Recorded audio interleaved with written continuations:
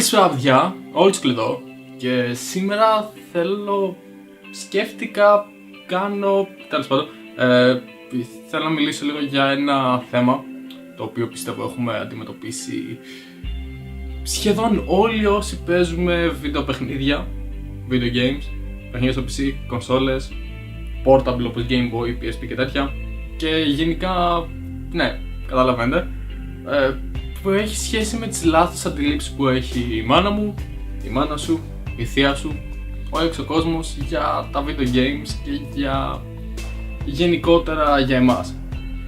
Λοιπόν, το πιο συνήθες πρόβλημα, ή συνήθες, όχι πρόβλημα ακριβώς, η πιο συνήθες λάθος αντίληψη είναι το γεγονός ότι τα video games μας κάνουν επιθετικούς.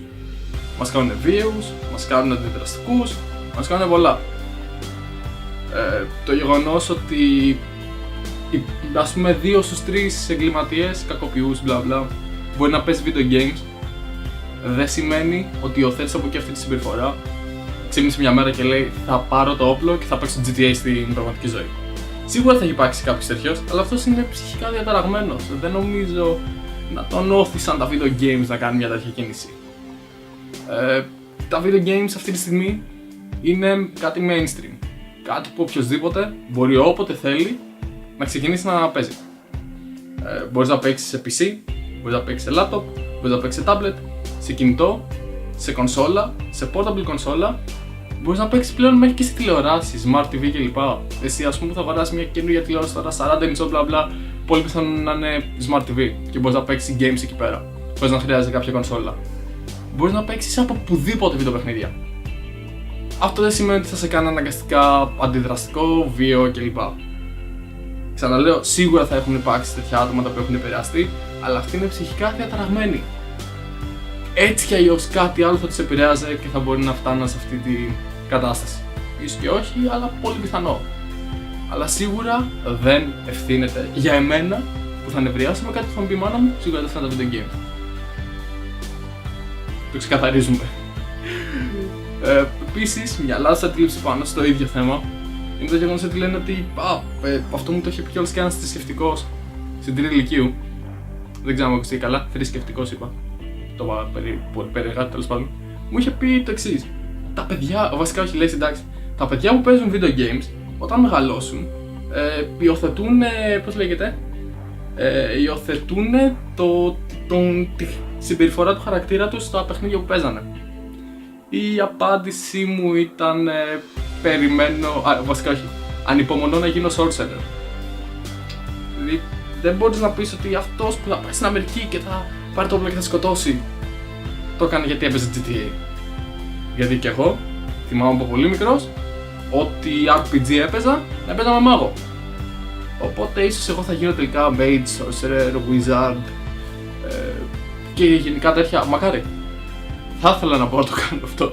Να τηλεμεταφέρομαι, να καστάρω spell, να χιλάρομαι και άλλα πολλά. Δυστυχώς ούτε αυτά θα γίνουν, ούτε δολοφόνος ούτε κλέφτης.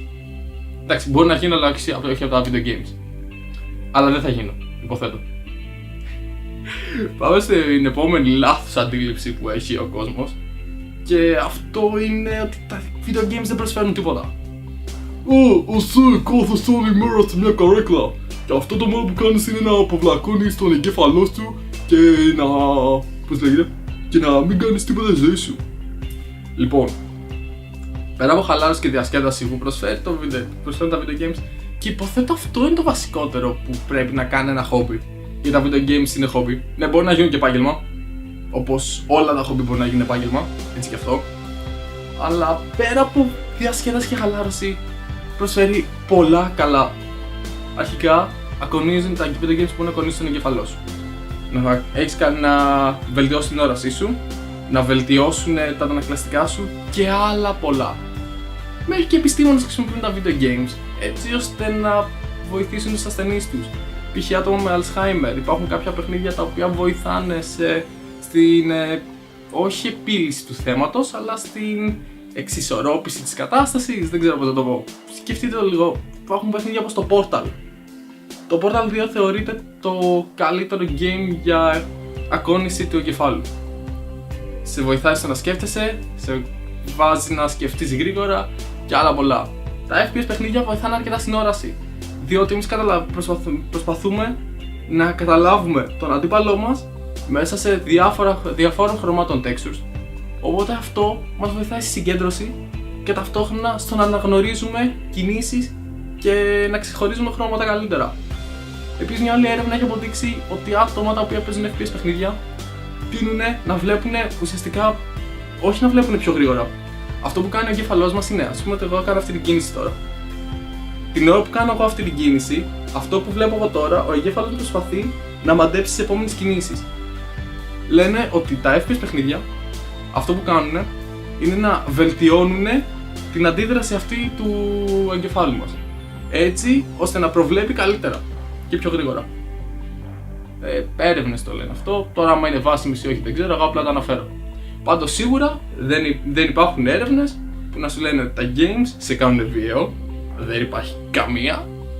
Ούτε επίσης υπάρχουν έρευνες βάσιμες οι οποίες να λένε ότι τα video games θα με βλάψουν.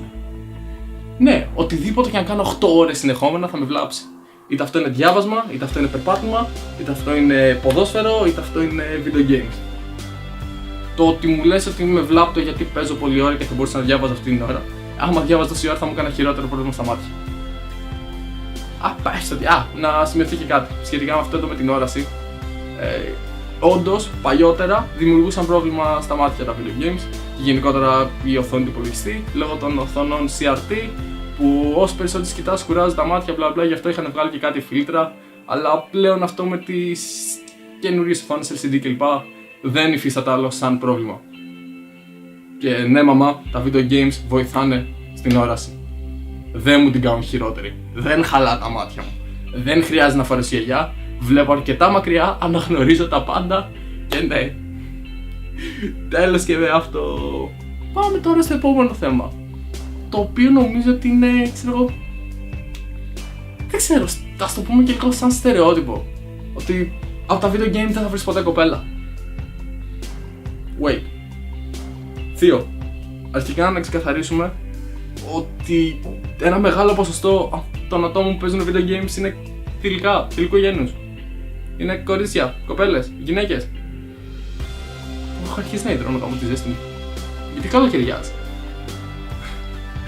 Αλλά πέρα από αυτό, το ότι παίζουμε video games, το ότι είμαστε κάποιες ώρες στην υπολογιστή, δεν σημαίνει ότι είμαστε τελείως κοινότητοι.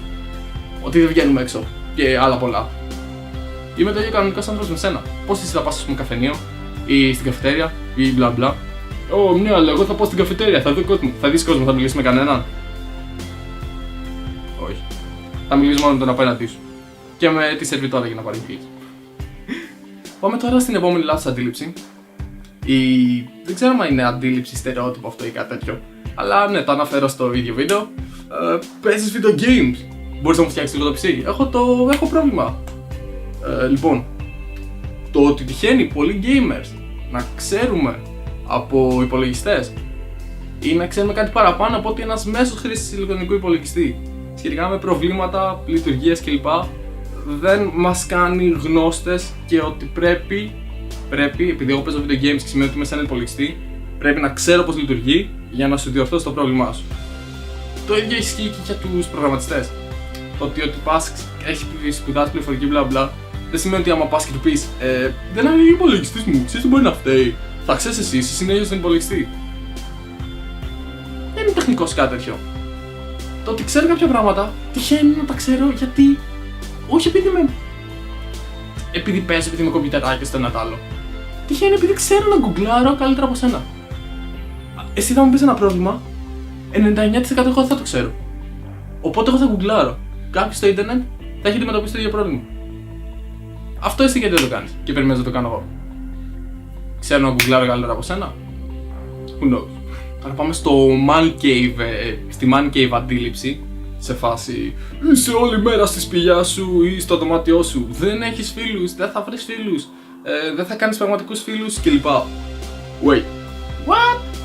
Μπορώ να σκεφτώ αυτή τη στιγμή πάνω από 20 άτομα τα οποία τα γνώρισα μέσα από video games ή μέσα από το YouTube, που άμα δεν παίζαμε video games μπορεί να μην έκανα το YouTube και ταυτόχρονα παίζουμε video games στο YouTube και παίζουμε μαζί video games για το YouTube. Οπότε μπορώ να σκεφτώ πάνω από 20 άτομα τα οποία τους θεωρώ πραγματικά φίλους μου. Τι εννοώ πραγματικά φίλους μου? Εννοώ ότι είναι φίλοι μου οι οποίοι θα πάω Αθήνα, θα έχω κάπου να μείνω, θα έχω με κάποιον να βγω, θα πάω Θεσσαλονίκη, θα έχω κάπου να μείνω, θα έχω κάπου να βγω, θα πάω στην τάδε πόλη, θα έχω κάπου να μείνω, θα έχω με κάποιον να βγω βόλτα, να περάσω καλά. Όταν δεν είμαι καλά, θα έχω με κάποιον να μιλήσω. Και να πω την αλήθεια, θεωρώ πιο πραγματικούς φίλους αυτούς που έχουν γνωρίσει στον μη πραγματικό, άκα εικονικό κόσμο από ότι άτομα τα οποία γνωρίζω έξω. Γιατί δυστυχώς έξω, στον έξω κόσμο, στον πραγματικό κόσμο, ναι, βασικά όχι πραγματικό κόσμο, γιατί το ένα όντως είναι εικονικό, το άλλο είναι πραγματικό, γνωρίζεις άτομα τα οποία δεν σε ξέρουν πραγματικά ή δεν είναι μαζί σου λόγω το τι είσαι, το τι είσαι καλός άνθρωπος, το τι είσαι αστείος κλπ. Είναι άτομα εκεί έξω τα οποία θέλουν να εκμεταλλευτούν κάτι από σένα ή είναι μαζί σου για το πώς είσαι. Εάν εγώ είμαι χοντρός, με σπυράκια, κοντός και ποιος ξέρει τι, το 80% των ανθρώπων δεν θα με δεχτεί να είμαι στην παρέα του. Στα video games απ' την άλλη, και γενικά στον εικονικό κόσμο, γνωρίζεις το άτομο σαν άτομο. Πολλές φορές μπορεί να σου λέει ψέματα. Δεν σε νοιάζει. Περνάς καλά, μιλάς μαζί του. Το ότι εγώ σε ένα video game είμαι με σένα τώρα, το viewer, ένα viewer, οποιοδήποτε. Σε γνωρίζω σαν Dark Elf από το Lineage 2 ή τον αστείο terrorist που παίξαμε μια φορά μαζί Counter Strike και τον έκανα και από τότε παίζουμε μαζί. Δεν σε γνώρισα σαν κοντό, ψηλό, λεπτό, αδύνατο, δυνατό, αδύναμο κλπ. Σε γνώρισα σαν ένα άτομο που δεν έχω δει, μπορεί να μην δω ποτέ στη ζωή μου, αλλά περνούσα καλά και συζητάω μαζί του κλπ. Τώρα τι ορίζει για εσένα που θα πεις ότι εγώ δεν έχω πραγματικούς φίλους? Θα ήθελα να ξέρω τι ορίζει τον πραγματικό φίλο για εσένα. Εμένα το πραγματικός φίλος είναι αυτός με τον οποίο θα με μιλήσεις, θα πεις τον πόνο σου, θα σε βοηθήσει, θα σε ακούσει, θα είναι εκεί άμα μου χρειαστείς. Simple as that. Γάμω τον υδράτα, γάμω τη ζέστη, γάμω το καλοκαίρι, γάμω το φαινόμενο θερμοκηπίου που θέλω χειμώνα. Προχωράμε. Λοιπόν, απλά σε βλάπτεις με το να κάθεσαι τόσες ώρες στον υπολογιστή. Ναι, γιατί όπως λέει η μάνα μου, αν διάβαζα, τώρα θα μπορούσα να έκανα το ένα, το άλλο και μπλα μπλα.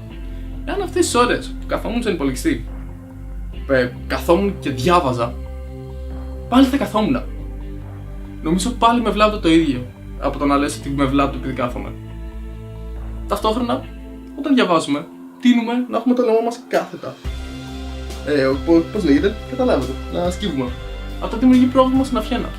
Δεν λέω ότι είναι κακό να διαβάζεις. Προφανώς είναι καλό να διαβάζεις. Κάνεις καλό και στον εγκέφαλο, αποκτάς γνώσεις κλπ. Το θέμα είναι άλλο. Το θέμα είναι ότι δεν μπορείς να πεις ότι με βλάπτο που κάθομαι στο υπολογιστή, ενώ θα μπορούσα να κάθομαι να διαβάζω.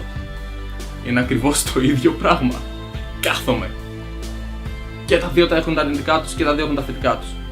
Σημείωση: όταν διαβάζετε, καλύτερα προσπαθήστε να έχετε το βιβλίο μπροστά σας παρά να το έχετε από κάτω. Ναι, ξέρω βέβαια όταν χρειάζεται να γράψετε, δεν μπορεί να γράφετε έτσι. Βέβαια υπάρχουν γραφεία τα οποία έχουν κλείσει για να μπορείς να γράφεις, συνήθως τα χρησιμοποιούν για να ζωγραφίζουν, αλλά βολεύει και για να γράφεις σωστά, γιατί ουσιαστικά χρειάζεται μόνο τα μάτια σου να πας κάτω και όχι όλο στο κεφάλι. Τύπ της ημέρας. Απ' την άλλη, αυτοί που συνήθως τα λένε αυτά είναι οι ίδιοι που θα πάνε και θα δουν τηλεόραση μέσα στο σαλόνι. Βλέπεις τηλεόραση, παίζω video games, κάθεσαι, κάθομαι. Θα παίξω ένα game το οποίο θα με βοηθήσει σε κάτι. Θα με βοηθήσει μέχρι και στο να μάθω αγγλικά, θα με βοηθήσει στο να μάθω ιστορία, θα με βοηθήσει στο να κάνω διάφορα. Είναι αποδεδειγμένο ότι όταν ζεις κάτι, σε ένα video game ας πούμε, το μαθαίνεις καλύτερα από ότι άμα πάω στο σχολείο και μου πούνε κάτι για την ιστορία μπλα μπλα. Που αν ο καθηγητής δεν κάνει ενδιαφέρον το μάθημα, δεν θα με ενδιαφέρει εμένα να το μάθω. Ενώ εσύ είσαι στην τηλεόραση, θα δεις Star, θα σε νιάξει για το τι έβαλε ο Σάικ Σουρβάς στην δεξίωση που πήγε πριν ένα μήνα. Ποιος αποβλακώνεται τώρα? Ποιος βλάπτει? Ουσιαστικά σε βλάπτεις. Μειώνεις την νοημοσύνη σου με το να κάθεσαι και να ασχολείσαι με το τι έκανε ο καθένας. Ενώ θα μπορούσε να κάνεις κάτι επικοδομητικό. Fuck TV. Αλλά στο κάτω-κάτω δεν είναι μια μορφή διασκέδαση στα video games. Διασκεδάζω, περνάω καλά, χαλαρώνω. Δεν περνάω άσκοπα την ώρα μου, δεν μου κάνω κακό, μου κάνω καλό. Ηρεμώ. Μπορεί να είχα κάποια προβλήματα τα οποία να τα ξεπέρασα μέσα από αυτό. Κάποια προβλήματα, ας πούμε, είναι το πρόβλημα κοινωνικοποίησης που ανέφερα πιο πριν. Σχετικά με το ότι ο άλλος που σε βλέπει δεν θα. Με τον νόμο που μιλάς δεν θα νοιαστεί για το πώς είσαι μπλα μπλα. Άτομα με χαμηλή αυτοπεποίθηση, άτομα τα οποία έχουν δεχτεί bullying και δέχονται ακόμα και πολλά άλλα είδη ατόμων, περιλαμβανομένως και εμένα, περιλαμβάνω και εμένα βασικά μέσα σε αυτά τα άτομα, με βοήθησαν, μας βοηθάνε τα video games έτσι ώστε να μπορέσουμε να κοινωνικοποιηθούμε, να αποκτήσουμε αυτοπεποίθηση κλπ. Δεν είναι όλα τα πράγματα όπως φαίνονται. Το ότι παίζω video games έχει άπειρα θετικά. Έχει αρνητικά, αλλά έχει άπειρα θετικά. Πρώτον, καταλάβατε τη λέξη, δεν θυμάμαι πως είναι κανονικά. Μας βοηθάνε στο βασικότερο, στο να κοινωνικοποιηθούμε. Δηλαδή, ναι, χάνω την ώρα μου παίζοντας video games. Αν ήμουν έξω, θα μπορεί να με βάραγαν τα παιδιά, να με κοροϊδεύαν κλπ. Μιλώντας για εμένα όταν ήμουν δημοτικό, ξέρω εγώ, και γυμνάσιο. Δεν νομίζετε ότι υπερβάλλετε λίγο, δεν σκέφτεσαι κλπ. Και πριν πεις ναι, αλλά άμα έχεις τέτοια προβλήματα μπορείς να πας να τα πεις στο γονιό σου ή στον καθηγητή ή κλπ. Όλοι τα κάνουν αυτά. Όλοι μιλάνε. Δεν γίνεται τίποτα. Το ότι θα σε βοηθήσει ο καθηγητής είναι το μεγαλύτερο ψέμα. Γιατί το να κάνει μια παρατήρηση ο καθηγητής μπορεί να κάνει χειρότερα το πρόβλημα. Ο γονιός σου θα σου πει κάτι δεν τους έκανες, δεν γίνεται. Και άλλα πολλά. Νομίζω ότι η καλύτερη λύση είναι να σε βοηθήσουν οι ίδιοι οι φίλοι. Και στην παρούσα φάση, αν δεν μπορείς ή δεν έχεις την αυτοπεποίθηση να κάνεις φίλους, στον εικονικό κόσμο θα βρεις μια παρέα. Να ξεχαστείς. Να πεις τον πόνο σου. Να μην νοιαστούν για το πώς είσαι κλπ.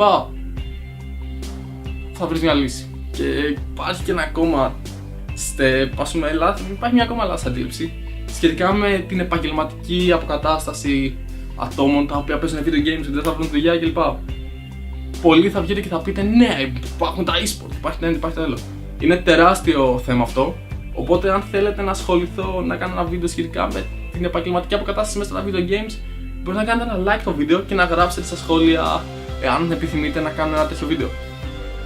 Λοιπόν, αυτό είναι το βίντεο, παιδιά.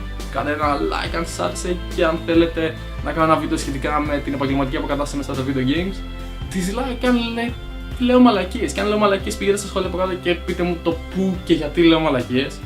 Και κάντε subscribe στο κανάλι, είστε καινούργοι. Μέχρι την φορά τα λέμε. Bye.